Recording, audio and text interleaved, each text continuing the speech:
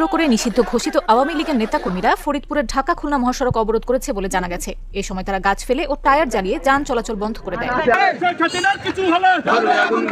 বৃহস্পতিবার ভোর ৬টার দিকে ভাঙ্গা উপজেলার আলগী ইউনিয়নের সুয়াদি পাম্পের পাশে ও পুকুরিয়া এলাকায় এ ঘটনা ঘটে। এতে মহাসড়কের দুই পাশে দীর্ঘ যানজট সৃষ্টি হয় এবং ভোগান্তিতে পড়ে সাধারণ যাত্রীরা।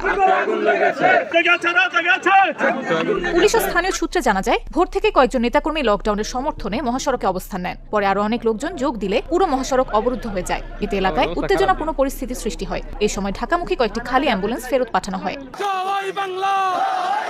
তবে যেসব অ্যাম্বুলেন্সের রোগী ছিল সেগুলোকে যেতে দেওয়া হয়েছে বলে জানায় স্থানীয়রা। বিষয়টি নিশ্চিত করে ভাঙ্গা হাইওয়ে থানার ভারপ্রাপ্ত কর্মকর্তা মোহাম্মদ রকিবুজ্জামান জাকু নিউজকে বলেন, ঢাকা খুলনা মহাসড়কের ভাঙ্গা উপজেলার সুয়াদি বাসস্ট্যান্ড ও পুকুরিয়া দুটি এলাকায় লকডাউনকে কেন্দ্র করে মহাসড়ক অবরোধের ঘটনা ঘটে। সকাল ৯টা পর্যন্ত ঢাকা খুলনা মহাসড়কে যান চলাচল বন্ধ রয়েছে। খবর পেয়ে পরিস্থিতি স্বাভাবিক করতে পুলিশ ও সেনাবাহিনীর সদস্যরা ঘটনাস্থলে যাচ্ছে।